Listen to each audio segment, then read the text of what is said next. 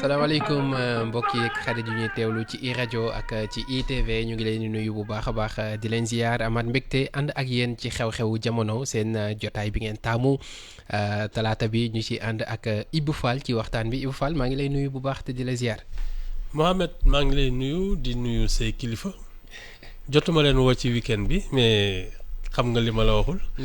di nuyu auditeurs yeeg téléspectateurs yeeg internautes yi. ba pare bon lu metti yàggatul. xam nga le 5 moom xaalis bi jeexagul. Gabonais bi ma ngay noos. taxaw moom le 25 lay commencé. ba le 5 waaw le 5 mais à partir xam naa de demain wala mu commencé at liggéey. dina commencé liggéey. Gabonais bi waaw. ayca Ibou Fall xew-xewu jamono tey am nañu ñaari ponk dinañu waxtaanee wàllu politique mais ci ginnaaw gi lay doon xam nga tey mooy bés bi ñu jagleel wàllu suuf. alors doon mbir boo xamante ni nag mën nañ ni lu ñuy waxtaanee la ci suñum réew parce que boo demee ci tribunaux yi litige foncier yi bëri nañu ba jéggi dayoo suñuy jëflante également mais surtout yaakaar ci ñi nga xamante ni ñoom ñoo di ndaw ñeeg yooyu ko ci wax wàllu suuf day mel ni mbir moo xamante ni lu impossible la lan moo tax mu am jafe-jafe yu mu am fii ci Sénégal. bon man enfin xaw ma ci lu bëri mais li ma xam mooy.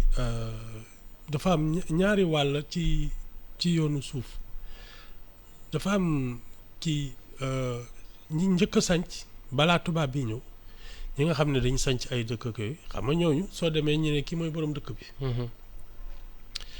bon ñooñu ci biir kaw gi la en général am na ay peut-être ay ndakaaru mooy ñi ñu naan lébu yeeg kii. et puis après surtout. ay Ndakaaru ak ay Saint-Louis mooy les 4 communes là daf fiy jot bi tubaab bi ñëwee xam nga ñoom seen ni ñuy defaree ay wàllu kayit ay titre foncier ak yooyu loolu daf ci kii ànd. léegi nag après l'indépendance.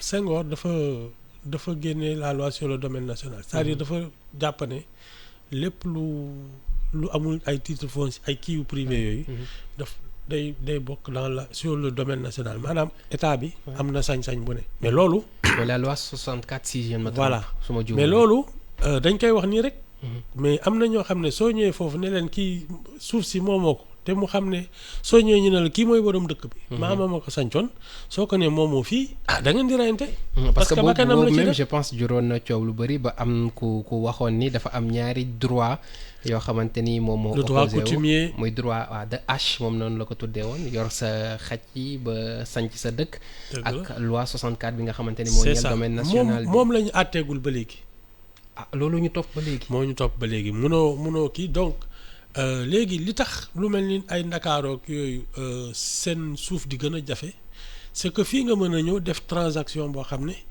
day yomb day am ay këyit mu leer mais leneen loolu jéem a def ci àll bi da ngay xëy ñu naan la ay communauté rurale wala nga ñëw ñu ne la kii moo ko joxe mooy chef de village bi nga xëy bés ñu ne la président communauté rurale bi nee na lii keneen jóge fële na la kii donc on se retrouve avec des situations complètement hybrides doo xam kan nga ci kii et il faut qu'on tranche nan la ñuy trancher depuis il faut reconnaître aussi à des gens parce que héritage la su dee nit dafa mën a ñëw ne la moom depuis 10 générations ñu ngi fii toog te ñoo ko moom du neex a weddi nag on a beau dire mais cette histoire là aussi dafa am ñoo xam ne dañu am cër ci dëkk bi bon ñi nga xam ne ils ont des preuves administratives nga xam ne ci wàllu comme kii bi colonisation bi lañ leen àttee ñooñu féete nañ boor mais daf ci am yoo xam ne da ngay waxtaan ak ña fa ne parce que tam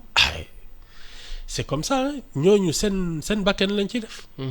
je me rappelle temps wu coowu Ndingler bi mu jógee biñ ci waxtaanee woon loolu nga waxoon da nga gis le côté inhumain bi nga xamante ni moom moo amoon ci traitement dossier. boobu noonu parce que y a un rapport disons. de l'argent waaw. il y a un rapport de l'argent qui veut effacer toute une histoire et une généalogie xam nga loolu tam du neex a dégg. gëm naa ne daal loolu suñ ko il faut qu'on identifie ce qui a été notre société traditionnelle. ñan ñoo fi nekkoon fan la ñu nekkoon. loolu nag bés bu ñu ko amee ba waxtaan ak waa dëkk ba mën ko régulariser je pense que pour le reste et puis xam nga mooy li may wax même ci wàllu ay les vieux quartiers là comme la Médina ak yooyu. xam nga on parle de quartiers difficiles et pauvres. Ouais.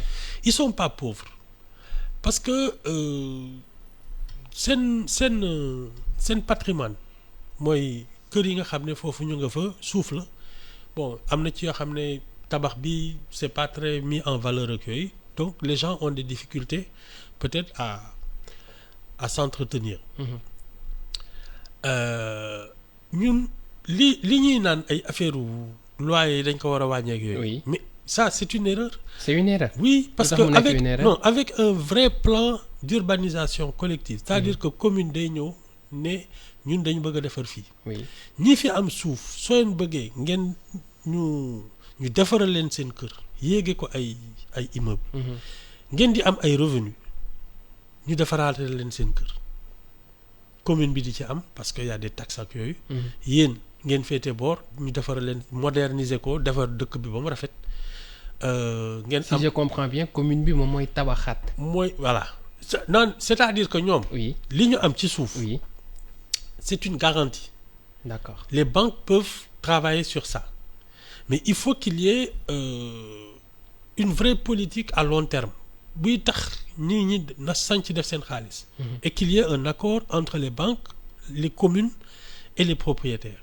Bon, souvent ay permis d'occuper ak yooyu yëpp mais ça peut être une vraie politique d'aménagement urbain.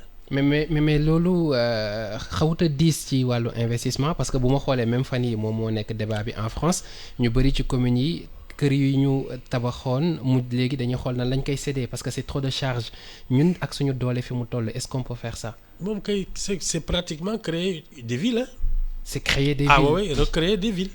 C'est-à-dire soo xoolee Médina bi si tu peux par quartier entier t'entendre avec eux nga xam ne ça va être un accord collectif parce que nit ñi tam soo leen ne yéen seen kër gi de temps en temps da ngeen am ay problème pour am dépense am fay seen ay factures yooyu. Tu leur donnes la possibilité de faire fructifier leur patrimoine. nga xam ne non seulement seen dëkkaay day tane mais dañ ci am luy ruus ci seen poche. Mais il faut leur expliquer et puis il faut que les gens puissent être dignes de confiance mu am lu ko lal lu ko garantie. ne ñun fii lañ jëm il faut que les communes aident les populations à s'enrichir c'est-à-dire à fructifier leur patrimoine. Mais su dee dañu seetaan suñu waa dëkk yi ay chinois di ko jënd ay indiens ak ay kii on va appauvrir les Sénégalais et ça ne réglera pas notre problème. Parce que nous on a besoin de construire et de moderniser nos villes. Donc affaire u suuf moom il faut qu'il y ait vraiment de l'audace et de l'imagination. De l'audace et de l'imagination mais bala ñuy egsi foofu noonu l'accès à la terre moom mooy problème bi gën a mag. tey bu ñu xoolee ñi nga xamante ni am suuf doon na lu jafe-jafe ci ñu bëri prenons le cas de Dakar. ndaw yu bëri ñun def nañ expérience bi tàllal leen suñu micro koo ci wax lu mu lay njëkk a wax mooy yaakaaratuñ ni ñoom dinañ ci mën a am. ndax li fi des a kus néew bëriwul li bëri benn groupe bu ndaw ñoom ñoo ko akimu tey bu ñu demee ba spéculation bi ñu def ci wàllu suuf. Ça pose un réel problème. c'est xam nga lan moo indi. suuf si surtout ay Dakar yooyu yéeg. Oui. C'est la pression de la demande. su dee ñëpp Ndakaaru lañ bëgg. te Sénégal c'est 196 millions xaw ma ñaata kilomètres carrés. Waaw nga ne man fii laa bëgg te bëgguma feneen non il faut dire aussi que on n'a pas ñun on ne se rebelle pas par rapport à notre histoire. On ne se rebelle pas par rapport à notre histoire. Ça veut dire quoi? Parce que ñun ba fii ñu toll nii suñu koom-koom li ko tubaab bi bindee woon lañ ko bind ba tey maanaam yëpp jëm Dakar.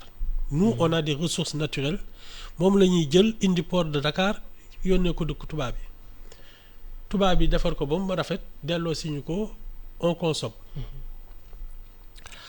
Moi je suis convaincu que d'abord pour des questions de sécurité. Oui.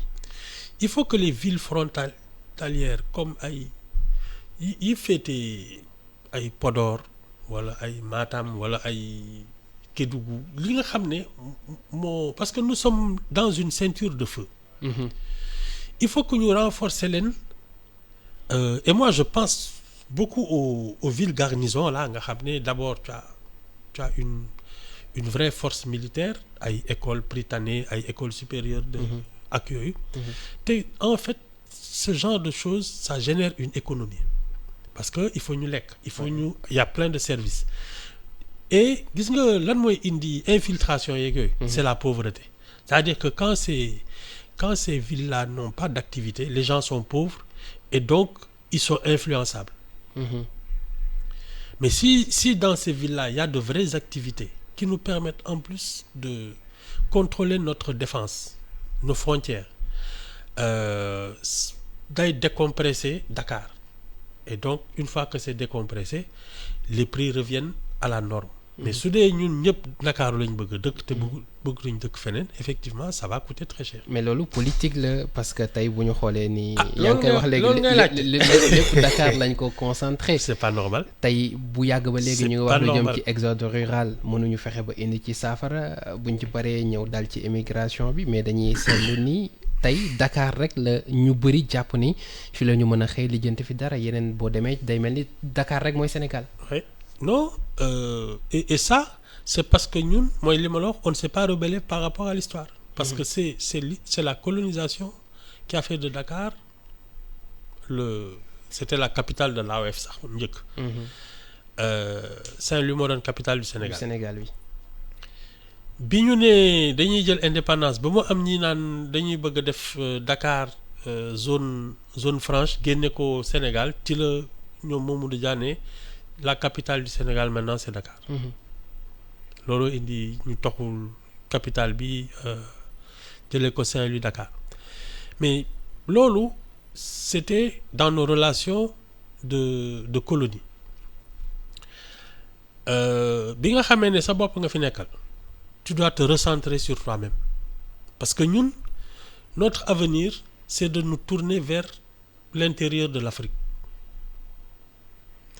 et pour ça il faut qu'on recentre notre pouvoir de décision vers l'intérieur et faire face aux Africains parce que ñun normalement en travaillant sérieusement nous pouvons être vraiment le fournisseur de l'Afrique de l'Ouest en travaillant sérieusement oui yow les terres cultivables l'eau ak yooyu yëpp ñun war nañ fi mën notre position géographique ak yooyu déjà nous sommes un leader politique si nous travaillons sérieusement nous pouvons être un leader économique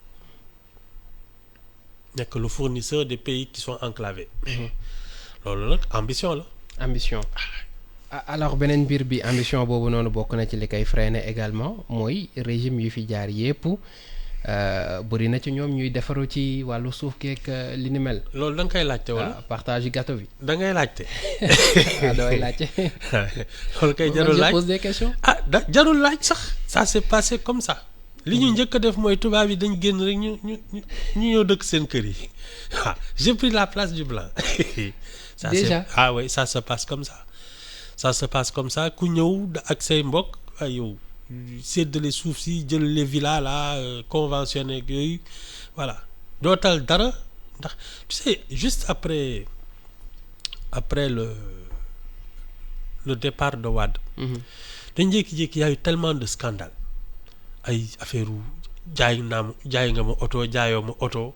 ñii ay kër jënd naa kër jënduma kër alors tu te demandes ces gens-là à quel moment ils ont travaillé pour le pays parce que dañ doon business rek te c'est pas les seuls hein.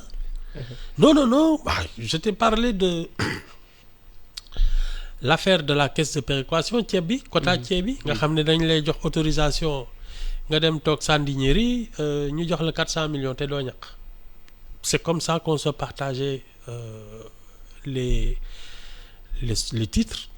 Sacré-Cœur 3 c'était le régime sous Ousmane Tanor Dieng ay mbokkam ñoo ko séddoo ce sont ces choses-là qu'on a enchaînées depuis 60 ans. loolu moo ñu topp de ku ñëw daal jox say mbokk ñi almadi la virus bi day muter.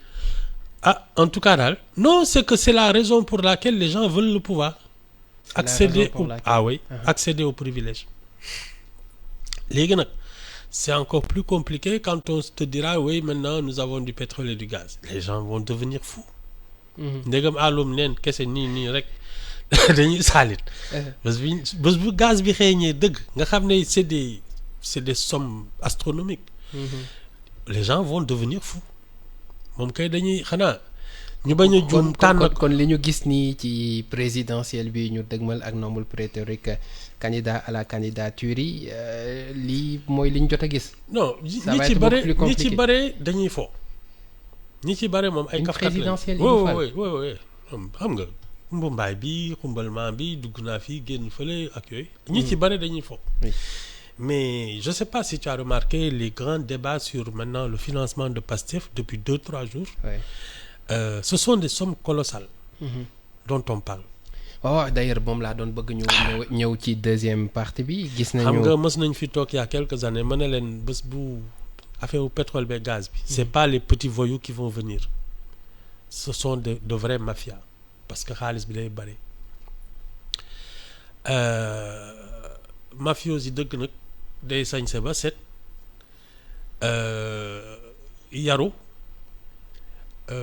su lay reylu sax doo xam ne moom moo yónni ci yow alors quand ils savent que le Sénégal va devenir un émirat pétrolier dañuy teg ci nit dañuy miser comme ni ñuy def ci c'est ça Paris c'est ça alors xam nga ñun lan moo et c'est pour cela que je reviens toujours à la citoyenneté et au patriotisme loo tax ma naan politicien dafa war a yiw ku ñuy fal da nga war a yiw parce que yiw donc ak am yar am colonne vertébrale comme on dit mooy tax on parle de 35 000 milliards de budget sur 5 ans soo amul colonne vertébrale da ngay dof parce que yooyu xaalis xajul ci nit am na bopp yu ko attanul ah ouais te loolu c'est ça qui nous guette parce que ñii ma gis ñii naan dañu bëgg a falu nit ñi toppaleen ak yooyu naan kii moo ko yor ak yooyu on est léger sur cette question on peut élire quelqu'un qui va vendre ce pays en 2 temps 3 mouvements baax na sénégalais yi dañ bëgg a xaalis te seen bopp dafa tuuti lu leer la alors à ce point ah oui on est en danger parce que justement on n'a pas beaucoup formé des gens qui placent leur pays au-dessus de tout de vrais patriotes voilà dëkk koo xam ne soo ko nee lan nga am ci àddina mu ne la sama dëkk loolu soo bés bu ñu falee ku mel noonu tu peux dormir tranquille mais nous là les gens qu'on voit ici nga xam ne ils peuvent même pas résister à une belle femme non mais attends yow dafa loolu dafa la jaaxal sama gars yi su la seen diir yaa ngi rombee ñu commencé péter les plombs nga naan bàyyi ma waay mais démb dañu dégg ku mel ni Cheikh Yérim Seck mu lâché disons une bombe si benn plateau télé bu mu en général il raconte pas d'histoire en général et là dafa wax ni c'est le journaliste d'investigation qui parle il raconte pas d'histoire de li muy wax daal xam na ko moi xaalis boobu takku na non mais attends on parle de 12 milliards xaw ma oui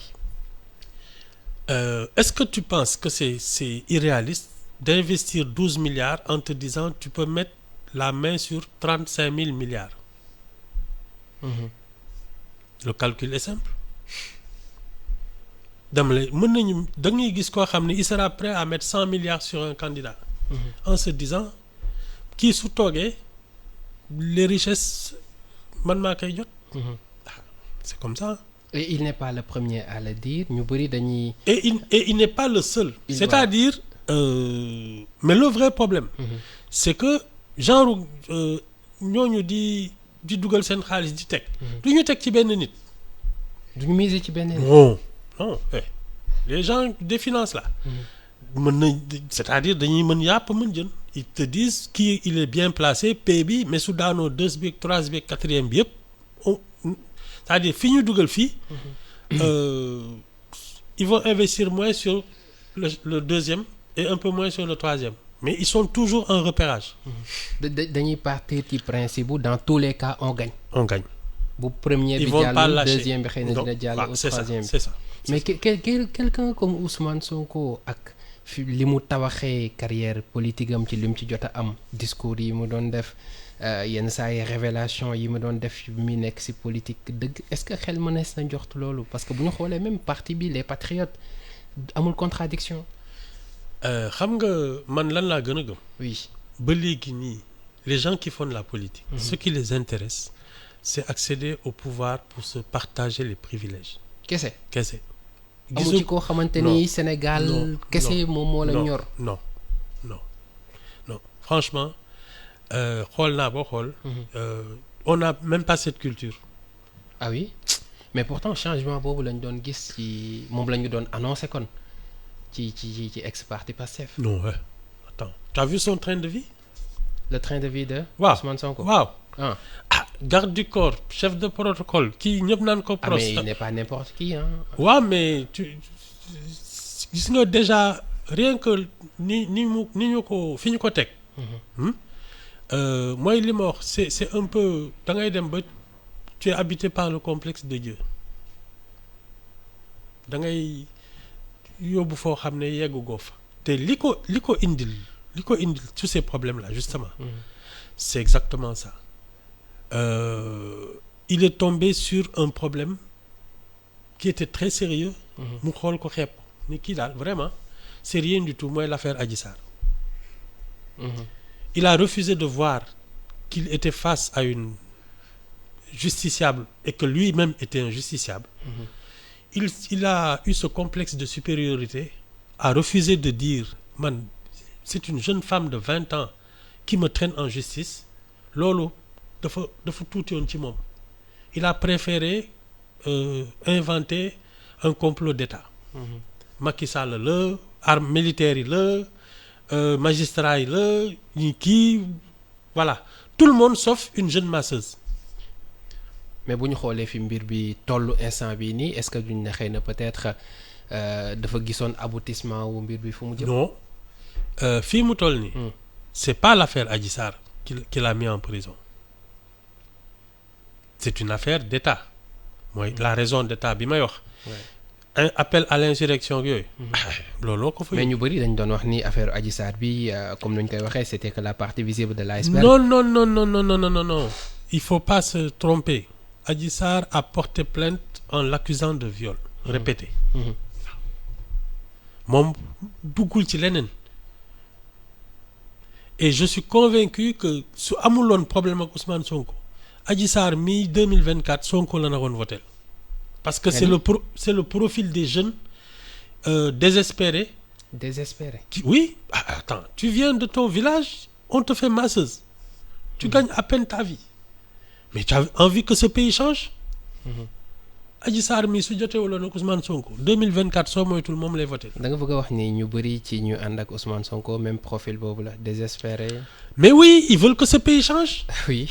D'abord, il y a un problème de génération. Je pense que nous vivons une société en conflit de génération. Xale yi dañu xool mag ñi ne ñii dañuy yàpp lekk nañ dëkk bi seddoo nañ teraanga yi te bëgguñ fi jóge. Donc, soit tu les affrontes, soit tu prends le navire dem Panama, Nicaragua, voilà. Ou Espagne. Ce sont ces jeunes-là qui ont trouvé un porte-drapeau. Adji Sarr ci la naroon bokk. Mais à côté de ces jeunes-là lan ngay wax ci ñii c'est des intellectuels ñii ay personnes âgées ñii bokk ci beneen kii ñooñu ci ban catégorie nga leen dugal. Non, c'est les frustrés du régime. C'est-à-dire que ñii c'est des désespérés ñii des frustrés. Voilà. Ñii ils considéraient qu'ils ont les compétences et la légitimité pour faire partie des privilégiés. ñu pousse leen. Donc da ngay ut koo xam ne mën na la ubbil buntu privilégié nga teg ci moom. ñoom tamit dañuy miser. Ah oui ñi fi gis yëpp non c'est ay calcul de. ñoom ñi nga xamante ni Ibou Fall dañ leen di gis ñoom ñooy financer seen bopp ci financement boobu naa ci ñëw léegi. parce que moom la ñu investissement la. investissement Oui, c'est un investissement parce que le jour où et pourtant ñu bëri boroom xam-xam yi observateurs yi dañ ni gëj nañoo gis xeetu militantisme bu mel nii yow doo ko tuddee militantisme. oui non mais si mais le militantisme c'est pour obtenir un résultat. léegi yow li ngay xeex. c'est pour arriver au pouvoir. maintenant ce que tu fais du mais pouvoir loolu wute nag investissement. si investissement la c'est un investissement humain. ngay xëy du matin au soir di ko dox di ko wax pour ngeen falu c'est un investissement qu'il soit humain qu'il soit financier qu'il soit ce que tu veux mais c'est un investissement. léegi yéen soo leen àggee au pouvoir c'est là que le vrai problème commence. qu'est-ce que vous en faites man ñii ma gis nga xam ne jooytu rek la ñu bëgg ay non élection yi jaarul yoon man ñii ñoom kii sàcc la ñu non tous ces gens-là c'est très simple ils veulent arriver au pouvoir et vivre sur un grand train. waaw il faut pas question de privilège nga ko jàppee. c'est tout chacun veut occuper des privilèges et c'est tout il faut pas se faire d'illusions maintenant. engagement citoyen bi ëppul doole ci boo xoolee. di wax ci xam discours yi yenn saa yi même ci jëf gi. non tu sais Mohamed. oui ce qu'on appelle la chair est faible. C'est pas les candidats qui posent problème c'est nous la force de nos institutions et notre organisation c'est-à-dire que quand tu organises bien tes institutions l'architecture institutionnelle et le respect des principes golo sax mën nga ko teg à la présidence il va marcher droit parce qu'il est surveillé il est conseillé il est encadré. quand les bases sont solides. voilà quand les institutions sont plus fortes que l'individu. oui il bouge pas dañ koy ne yow 7 heures du matin ngay jóg 7 heures du matin. lii ngay signer fii ngay taxaw parce que ce sont les institutions tu n'as même pas le choix. mais si toi une fois que tu es au pouvoir soo nelawee ba midi sax c'est pas grave. et nous looloo ñu dal. quand tu es au pouvoir tu te permets ce que tu veux. ce sont les institutions fortes qui nous sauvent c'est pas les gens là. parce que am na ko doon def benn jàngat ci wolof mu ne même bu ñu xoolee ni ñuy woowee suñu président yi nguur njiitu réew mi boroom réew mi nee na déjà là ça pose problème. c'est une forme de monarchie rek. c'est une forme de monarchie. non c'est que ñun ñoo sàggan en fait c'est toute la démocratie sénégalaise qui est coupable de ça. lii régler dëkk bi. ay du neex kenn comme ni nga koy waxee mais li Yérim wax l'autre parlementaire dont j'oublie le nom ñu jégal moo ko wax ko également voilà mais si c'est avéré c'est très grave ak déjà li nekk ci kawam. non mais de toute façon je pense que c'est la même affaire. ci même. ouais c'est la même affaire quand je te dis. on parle affaire dans l'affaire. oui sûreté nationale sécurité publique raison d'État quand je te parle de ça c'est la même affaire. Ouais soo moytu lii moo indi leneen li. rapport cause à effet la. oui c'est la même affaire. parce que y en a ñu doon avancer même que ni c'était devenu même une menace ci sa propre personne moom mais aussi ñi mu àndal ak sa famille. en tout cas de 2021 à 2000 bi ñu koy arrêté. 2023. oui ce pays était instable loolu c'est un constat. de 2021 à 2023. voilà. wala yow loolu fekkee ko. oui yàggul dara. jeex na ñu ngi fi woon oui. non je pense que c'était pas innocent c'est tout. léegi nag ayca je te dis les Sénégalais là. nga xam ne ce sont des épicuriens suñu amul une organisation rigoureuse des institutions et des piliers solides. Ils vont vendre leur pays. C'est moi qui parce que on a cette culture ñun dañu bëgg ay gis leen ma ay samba alaar lañu ak yooyu. Si on ne nous surveille pas. Ce pays-là n'appartiendra plus aux Sénégalais dans peu de temps. kan moo ñuy surveiller. Les institutions. Oui. ñan ñoo koy jëmmal. D'abord. Parce que c'est là où se trouve le problème. Non, mais attends, il faut renforcer les pouvoirs de l'Assemblée nationale. L'Assemblée nationale, gis nga député yi. Oui. Il faut pas que ce soit une liste qu'on prenne comme ça. C'est les citoyens qui disent qui mooy représenter département bi. Il le doit au vote de la population, pas au bon vouloir du prince. ñu coppi ni ñuy tabbee député yaa ngi wax liste nationale dañ ko war a supprimer. Waaw. Les députés. Il faut qu'ils soient redevables au peuple. Et pas à un appareil de parti. le Conseil économique et social, c'est toute la société civile qui doit avoir un vrai pouvoir pour contrôler l'action du gouvernement et du Parlement. mais bu boobaa xanaa dañuy dindi quota bi président di am. yëpp la ñuy dindi, c'est-à-dire les corps constitués, les corporations yooyu ñoom ñooy am représentant. Et là tu passes par un vote ñii dañ leen di fal pour ñu représenter ñu au titre de la société civile. Vote du budget day jaar ci ñoom doog a dem Assemblée nationale député bu ci dof-doflu ñu woo la wax ak yow. Il faut que nous puissions nous contrôler tous les uns les autres. C'est ça la vérité. Mais on est laxiste dans notre organisation et ça on va tomber sur quelqu'un qui est prêt à vendre son âme. te su boobaa nag day tas dëkk bi. mais volonté boobu noonu si ñi si kaw la mën a jógee n'est-ce pas. Non, si kaw jógee c'est un mouvement collectif. Il faut que les Sénégalais se ressaisissent. mais faut c'est là où se trouve le problème parce que ñu bëri li ngay wax nii. Il y en a pas. Il y en a pas xel demu ci. Ah non, il y en a pas, tu sais. ou bien soxalu leen trop. déedéet tu sais mooy li ma la wax rek dëkk bi. c'est la culture qu'on doit inculquer. xam nga fii dafa am ay ñoo xam ne et c'est pour ça que je parle de militariser la société. gis nga la formation citoyenne l'éducation nationale ak yooyu suñ ko si on n'insiste pas dessus on ne pourra pas obtenir de bons résultats. Les gosses là qui sont là en train de dire dëkk bi amul avenir ak yooyu c'est que justement on leur a laissé le choix. parce que tu es né ici fii ngay juddoo fajoo fii lekk fi ba toll ni ngay tolloo daan dëkk bi doxul. mais ça ce sont des vues de l'esprit. dañ leen war a non attends dañ leen di war a répertorier. dëkk bi doxul waaye bu voilà. dama ne la c'est pas ça. du loolu mais on a un potentiel. mais nee naa la fii tu peux pêcher tu peux cultiver. non suñu géej gi moom fi ñu toll nii c'est problématique. ah dañ ko jox ay tubaab ak ay kii chinois. ah voilà. mais c'est de ça qu'il s'agit. bu dee suñu géej gi amatul jën. non amatuñu accès ci non mais xam nga ça se régénère. il faut sauver nos eaux mais surtout il faut sauver nos richesses. Il faut sauver nos richesses et puis il faut qu'on apprenne nous à les exploiter par nous-mêmes. mais ñun noppeeguñu ngir dagg le cordon ombilical. non mais ça c'est une volonté hein. C'est une volonté dañu on est laxiste rek mais c'est une question de volonté. Non enfin on va voir les candidats là déglu leen ba xam. Je suis pessimiste. Ça il faut nga am quelqu'un boo xamante ni am na benn leadership bi capacité managériale bi ci war mais également conscient. C'est surtout la conscience de la gravité de la situation. C'est ça xam ne il faut réformer profondément les institutions.